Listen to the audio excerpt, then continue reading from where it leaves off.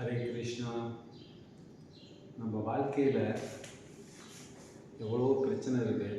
அந்த பிரச்சனையெல்லாம் நம்ம நினச்சி நம்ம கவலைப்பட்டுக்கிட்டே இருந்தோம் அப்படின்னா நம்மளோட உடம்புல நிறைய பிரச்சனை வரும். குறிப்பாக லிவர் பாதிக்கும். நம்ம கவலைப்பட்டோம் அப்படின்னா லிவர் பாதிக்கும்.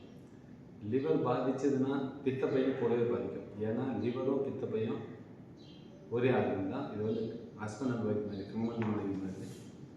அதனால் அந்த மாதிரி லிவர் பாதிச்சதுன்னா உடம்புல ஏகப்பட்ட பிரச்சனை உண்டாகும். பாருங்கள், என்னென்ன பிரச்சனை நான் பார்க்கலாம்.